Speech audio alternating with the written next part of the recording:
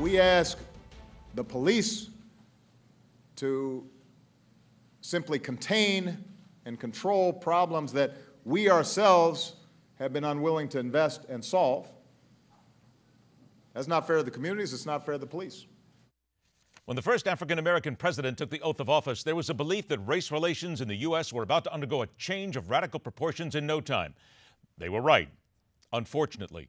A new poll from CBS News and the New York Times has dropped some unwelcome reality on the issue, with 61% of Americans, including a majority of white and black Americans, terming the current state of race relations as the worst in more than 20 years. What happened in Baltimore has only helped to drive home the debate and leave every person of every race wondering if we can turn this around in time or if we're doomed to a deep slide that may take even more generations to overcome.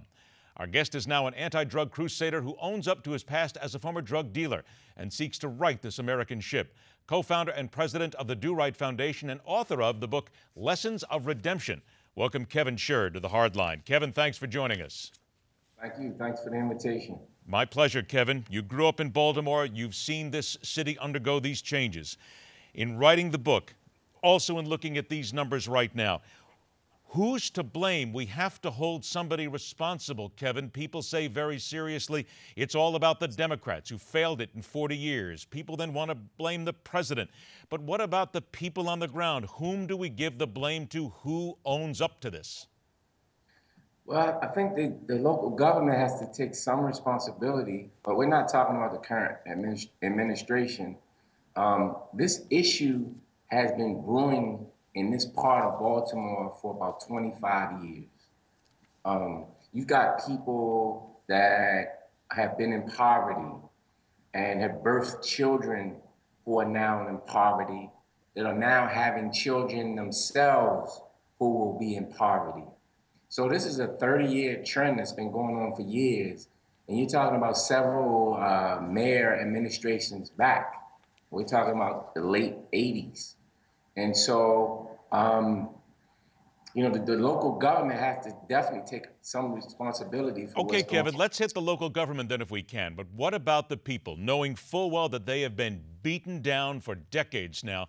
But what about the people and the citizens of Baltimore and other places around the country rising up, doing something peacefully, going to the ballot box, making changes that will turn this thing around? Don't they deserve at least some of the blame? Absolutely, no question about it. And again, so the police brutality has been going on in this area for a long, long time. And I remember me being in the streets myself several years ago when I was involved in drugs, and being assaulted by police and seeing people assaulted by the police. You knew that if you ran from the cops and you got caught, you were getting beat. You knew that. That's a common thing in that area of Baltimore, right? So, yeah, the people have to take a lot of responsibility. This is why we've really understood now why voting is so important, because we've continued to put the same people in office that haven't done much to make a difference for the community. And Kevin, we've been telling people about this voting now for decades, Kevin. We've been telling them over and over and over again, what is it going to take to get into the heads of people to actually get out there and make the difference? It doesn't seem to be getting through. It hasn't gotten through for a long, long time, but you know, I was just in the neighborhood a couple of weeks ago, actually a few days ago, and the NAACP was on the ground registering people to vote. You know, it's one thing to register to vote, but then during the weeks and times of voting, the voter turnout in Baltimore has been horrible. And so it's one thing to be a registered voter, but it's another thing to come out on the day of voting to vote. Then how do we drive them in, Kevin? How do you drive them into the ballot box of every race and of every creed to make the difference here?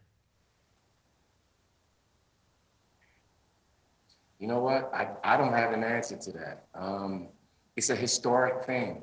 And I think part of it is that people have been comfortable with the fact that this is a Democratic-dominated city and a Democratic-dominated state, and it's been that way for decades. So people don't feel like their vote counts. But in cases like this, when on the ground, local issues with areas of the city decimated by poverty, your vote definitely counts, but I don't have the answer to that. Then let me ask you this in about the minute or so that I have left. I want to lean on the book, Lessons of Redemption, as well, and ask you then, the race relation issue in this country, what needs to be done? Your opinion, you've lived through all this.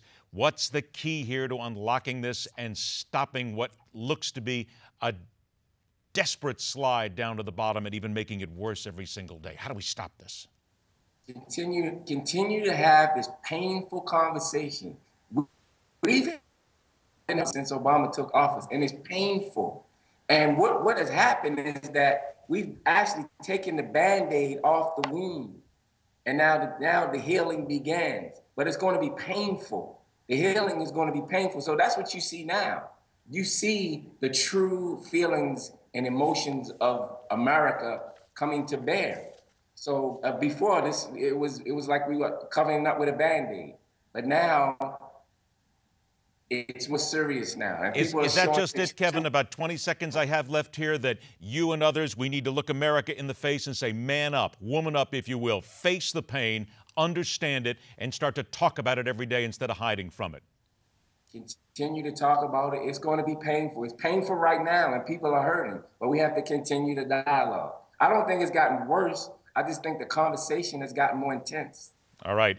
It's a conversation, and an intense conversation, that needs to be held constantly. Reminder once again, the book is Lessons of Redemption. Somebody who actually grew up in Baltimore, understands the situation, and is trying to help turn what happened in Baltimore and in the nation around as well. Kevin Shird, thanks so much for joining us. I'll look forward to the next time we speak. Thank you. My pleasure. When we come back, it's called Flocka. And if you're a parent of a teen, you need to know about it. Next on The Hard Line.